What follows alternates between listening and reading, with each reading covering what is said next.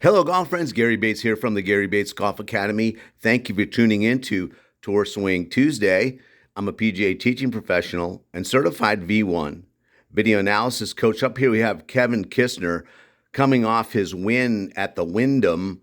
Fantastic job there, winning in a playoff. Very clutch shot to win it. And so let's take a look at this action. Not going to use my lines and circles as I normally do because this camera moves a little bit and would just throw that off. So let's take a look at him otherwise. The beautiful setup right here, right? So you got knees, feet, hips, shoulders, all parallel left to your target line. So you got railroad tracks, right? A lot of people misunderstand that and aim their feet at the target. That's going to aim you to the right if you're a right-handed player.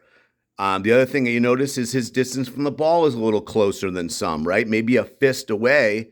And so maybe a little closer. And I was working with a student yesterday who was hitting off the toe a lot with his driver, so he just moved a little closer. That's the first thing you want to do. So let's take a look at him. And then at the end, I want to talk about sort of this idea of power versus precision. Had a couple comments lately from folks that watch this. Thank you. Okay, so taking it back right here.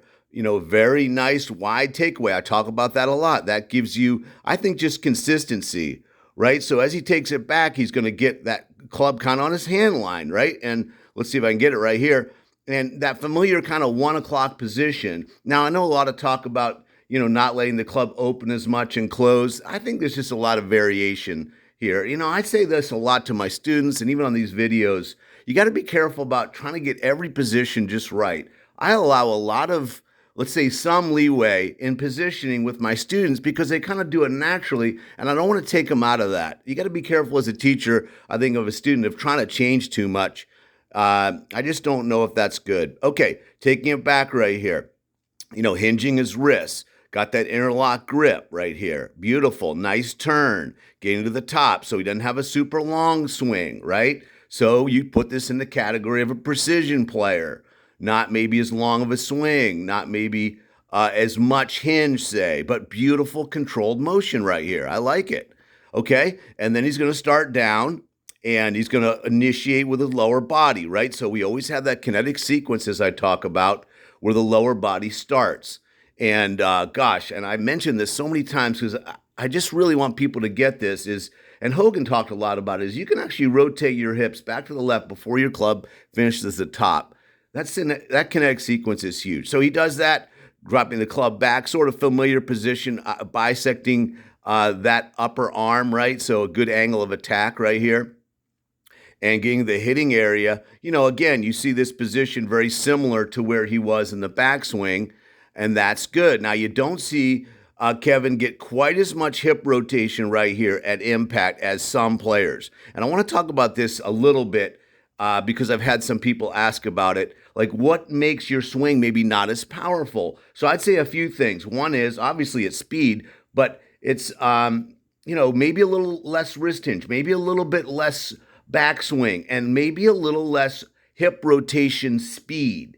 Okay, so you think about somebody like Justin Thomas or Rory McIlroy, obviously Tiger Woods. They rotate their hips so fast, trying to create speed. Kevin doesn't do that. Neither does Steve Stricker, say, as an example, or Brian Harman, right? But they're very controlled players, and I think that's fantastic. I mean, we're all out there chasing distance now, and sure, that's fun, but bottom line is scoring, so figure out what you got to do, okay? Coming into the hitting area, nice. He's going to hit down on the ball, so always getting the ball, then the divot. Huge.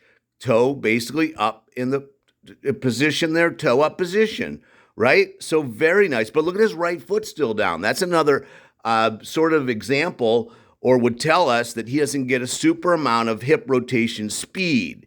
But a beautiful ball striker. It might even make the Ryder Cup team. Who knows?